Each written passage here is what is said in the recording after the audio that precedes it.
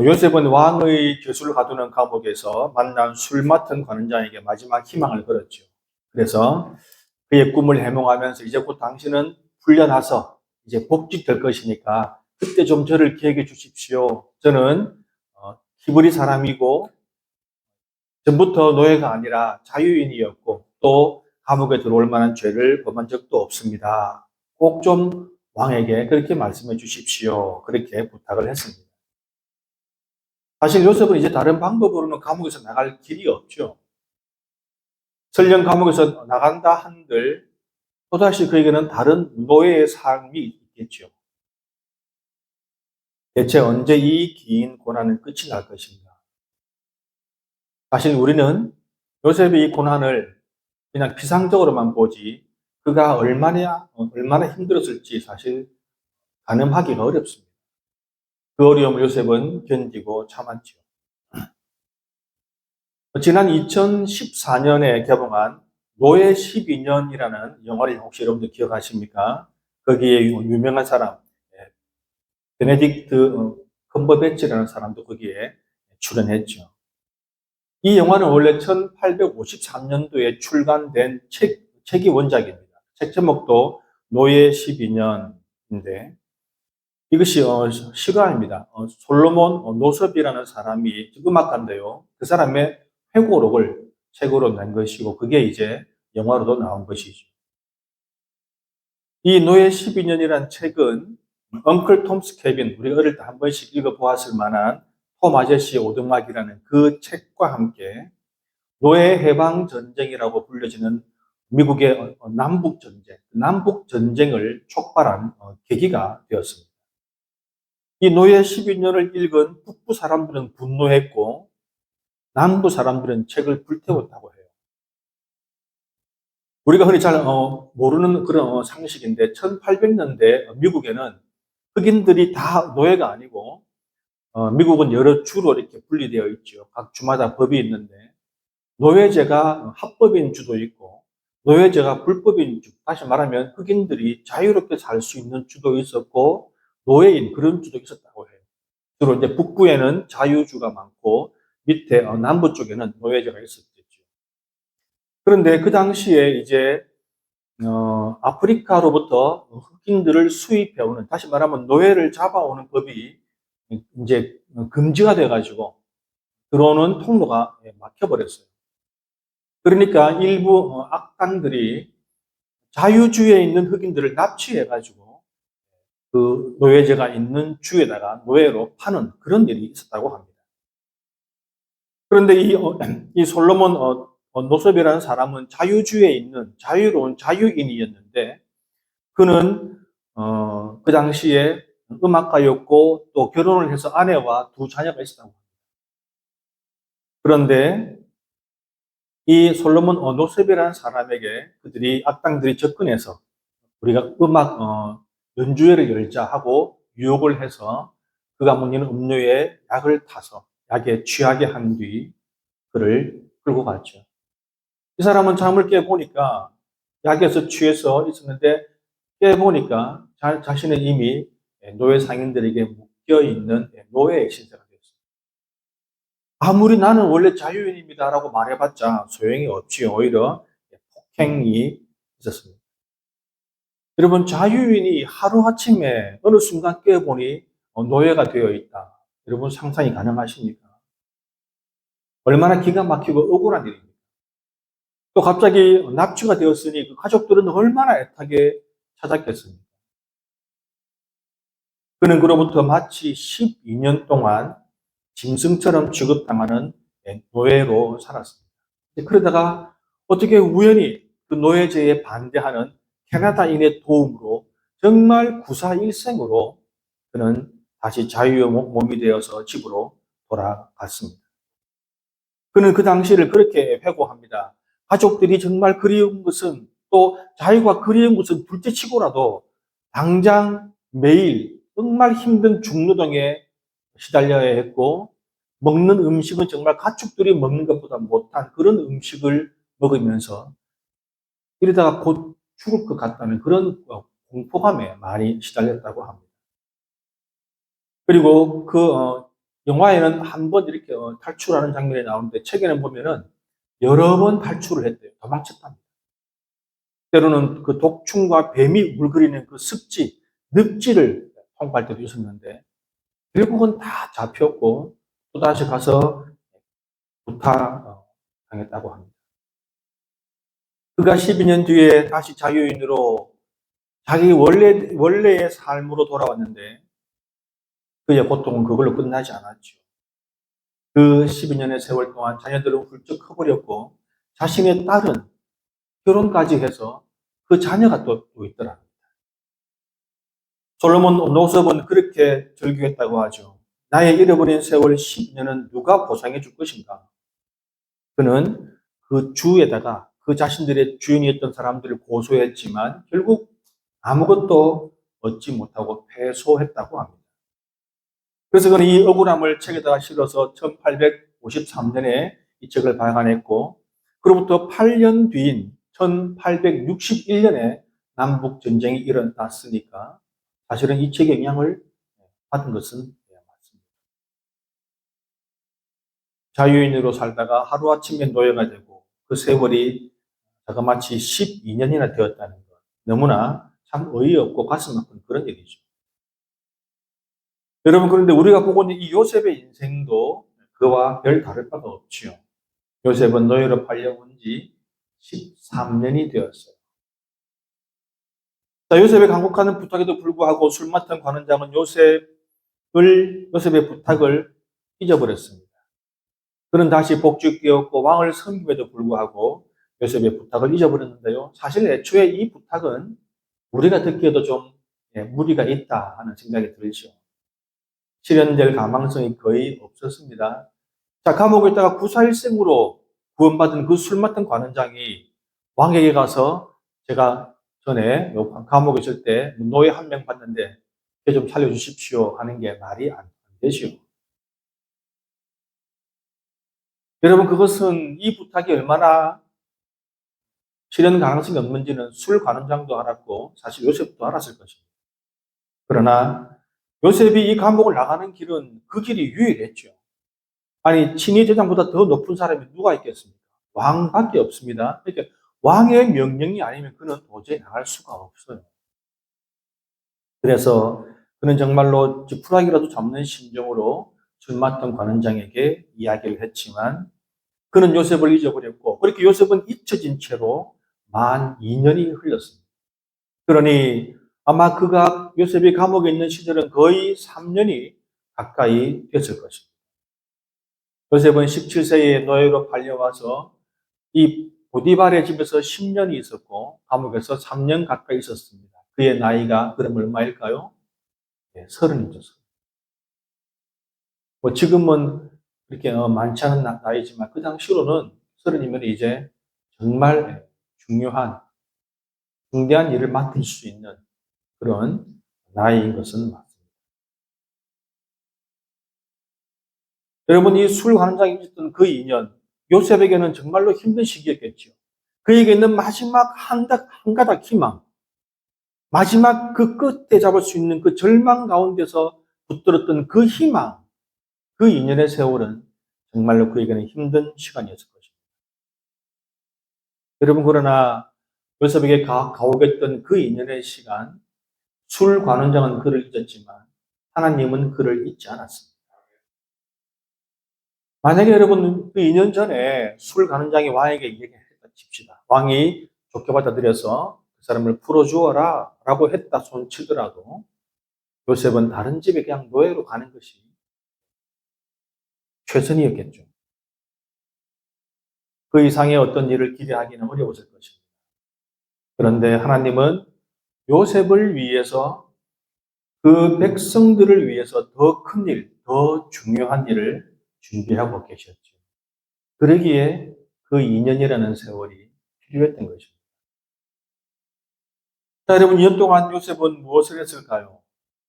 요셉은 그 감옥 안에서 보디발의 집을 경영했던 것과는 비교할 수 없는 더 큰 경제를 배우고 익혔겠죠.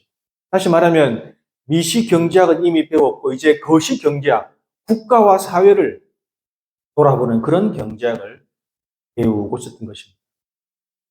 우리가 충분히 예상해 볼 수 있습니다. 요셉은 감옥에 가만히 있는데 이제 하나님이 사람을 보내주시죠. 그 나라 최고의 가정교사들, 지식인들, 능력 있는 사람들을 감옥에 보내주셔서 요셉을 가르치기 시작합니다. 요셉은 그들의 수종을 들고 그들의 말을 들어주고 그들의 말동무가 되어주고 때로 그들의 고민을 상담해 주면서 그는 많은 것들을 배웠겠지요. 이 애굽이라는 거대한 나라가 어떻게 굴러가는지, 무엇이 문제이고 무엇이 잘 되고 무엇이 잘 안 되는지를 그는 배웠을 것입니다. 여러분, 그렇게 이 감옥에서의 시간, 이 2년이라는 세월은 요셉에게는 그렇게 필요한 무의미한 시간이 결코 아니었던 것입니다. 성도 여러분, 누군가의 인생에서 밝게 빛나는 시간이 있다면 분명히 그 이전에 그것을 준비하며 갈고 닦았던 시간들이 있었습니다. 그러나 그 시간들을 무의미한 것으로 여기고 아무 교훈도 얻지 못하고 그것을 견디지 못하면 빛나는 영광의 순간은 없겠죠. 다윗에게는 10년의 그 광야 생활이 있었고 그로 인해서 그는 정말로 믿음이 아주 든든한 그런 왕이 될 수 있었겠죠. 예수님에게는 40일이라는 그 금식 기간, 그 시간들이 있었고 사도 바울에게는 3년의 그 아라비아 광야 생활이 있었고 베드로를 비롯한 12명의 제자에게는 3년이라는 그 도제의 시간, 그 시간들이 있었던 것입니다.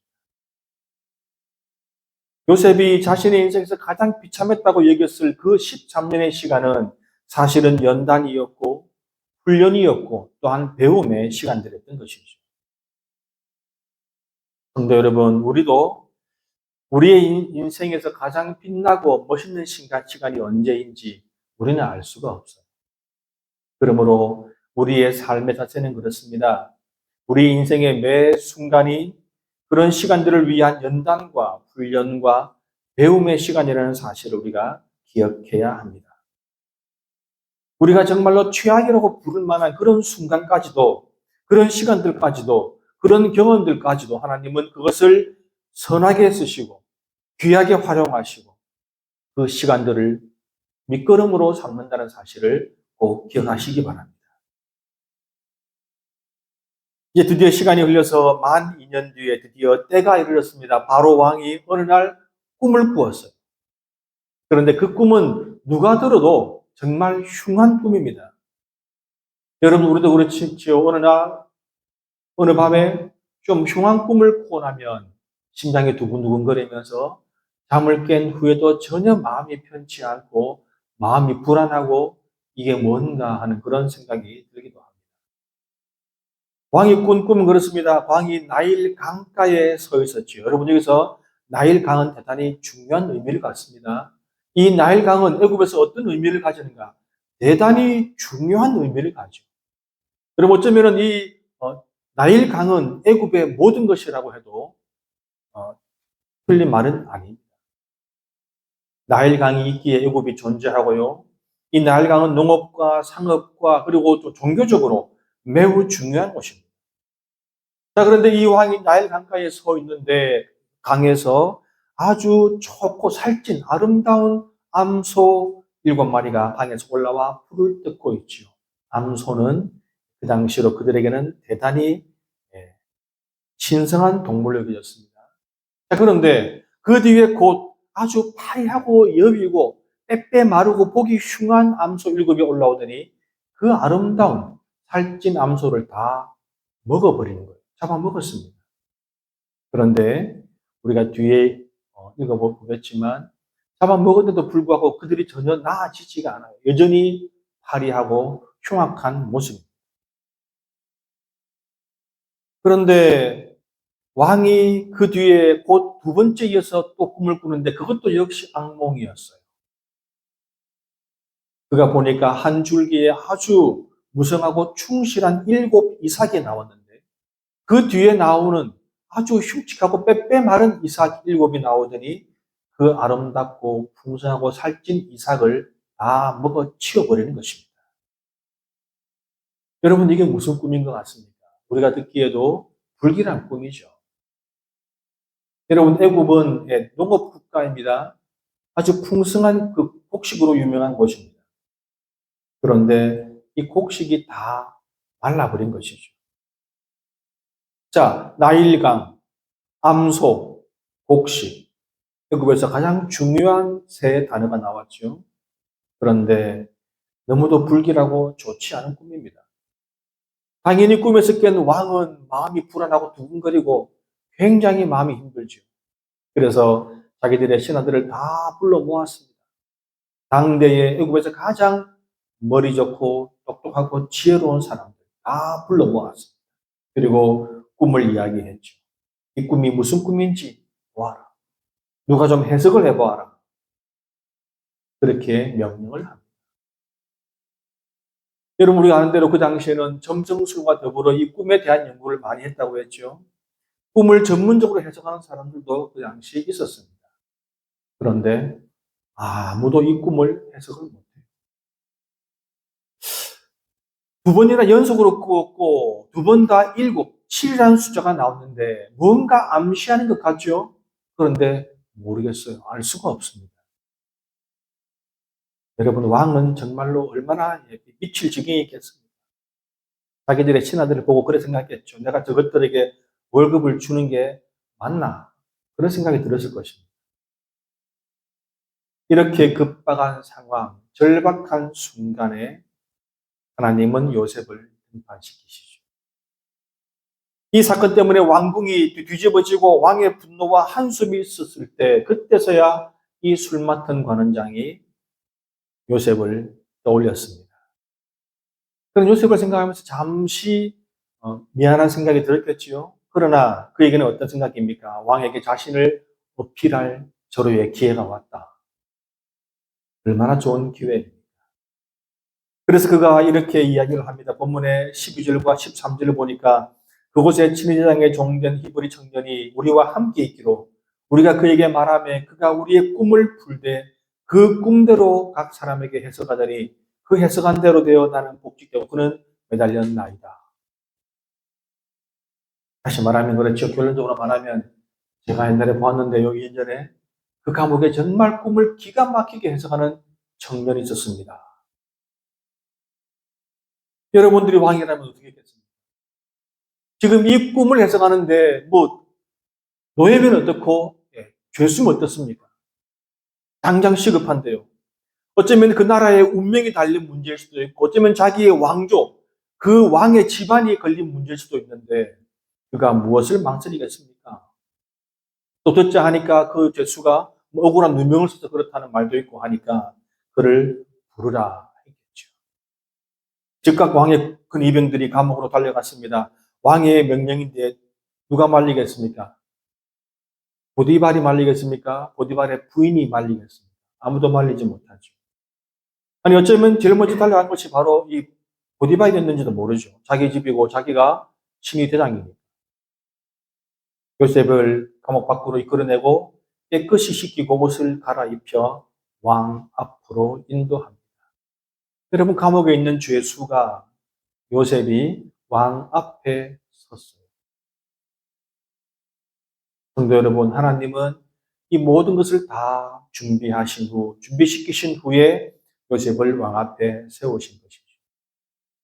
여러분, 하나님의 목적은, 하나님의 섭리, 하나님의 계획은 단지 요셉을 감옥에서 꺼내는 것이 아니라 정말로 그 애굽의 왕이 무시하지 못할 만큼 그 감옥이 정말 그에게 혹할 수밖에 없는, 인정할 수밖에 없는 사람으로 만들어야 했던 것이죠. 그렇게 만든 뒤에 왕 앞에 세운 것입니다. 왕이 요셉을 보고 질문하지요. 내가 한 꿈을 꾸었는데 그것을 해석하는 자가 없더니 그런즉 너는 꿈을 들으면 능히 푼다 하더라. 여러분 한번 잘 생각해 보십시오. 한 나라의 왕이, 그것도 애굽의 왕이 노예 출신인 죄수 앞에서 지금 뭐 하고 있습니까? 부끄러운 말이죠. 이 애굽이라는 이 나라에 이 꿈 하나 해석할 사람이 없어서 내가 너한테 지금 얘기한다. 노예한테, 죄수한테. 여러분, 왕도 참 쉽지 않았겠죠. 그러나 너무 절박하게 그렇게 이야기를 합니다. 여러분, 이때 요셉의 대답을 한번 보십시오. 참으로 절묘하지요. 이르되 내가 아니라 하나님께서 바로에게 편안한 대답을 하시리이다. 여러분, 요셉은 그냥 자신이 믿는 하나님의 이름으로 하나님 덕분에 꿈을 해석하는 거니까 그렇게 말했을지 모르는데, 여러분, 이 대답은요, 이 대답을 듣는 상대가 누구입니까? 애굽의 파라오 왕이죠. 당시 북아프리카와 중동과 유럽까지 적수가 없는 그런 대국의 왕입니다. 요셉의 말은 그에게 이렇게 들렸을 것입니다.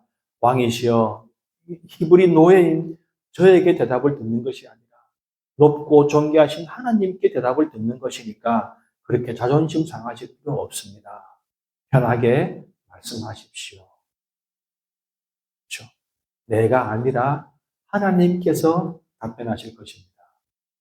그러니까 왕은 히브리 노예에게, 죄수에게 말하는 것이 아니라 하나님께 말하는 것이니까 왕이 얼마나 마음이 편했겠습니까?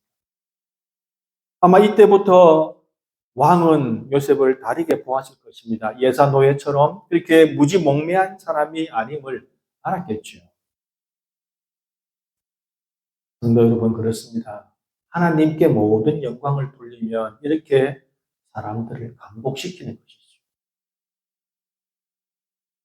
여기서 우리는 또 한 가지 사실을 더 보고자 합니다. 요셉의 이 대답을 우리는 이미 한 번 본 적이 있죠. 요셉은 감옥에서 그 관원장들에게도 똑같이 대답을 했습니다. 해석은 하나님께서 하십니다. 그러니 저에게 말씀하십시오. 여러분, 우리는 두 번이나 똑같은 대답을 들었습니다. 요셉의 대답은 언제나 그것입니다. 제가 아니라 하나님이 하십니다. 저를 통해서 하십니다. 여러분, 우리가 이 사실을 통해서 알 수 있는 것이 무엇입니까? 요셉은 하나님의 일을 대신 행하는 사람이라는 것입니다. 요셉은 자신의 일이 아니라 하나님의 일을 대신합니다. 그는 하나님과 함께하는 사람인 동시에 하나님의 일을 대신하는 그런 사람. 하나님의 일을 이 땅에서 대신 행하는 사람. 우리는 그런 사람을 어떻게 부릅니까? 사명을 받은 자, 사명자. 그렇게 부릅니다. 요셉은 자신이 꿈을 해석하는 것을 자신의 일이 아니라 하나님의 일이며 그것을 자신이 대신 행하는 것임을 알았습니다. 그뿐만 아니라 자신에게 일어나는 모든 일을 자신의 시점이 아니라 하나님의 시점으로 보았던 것이죠.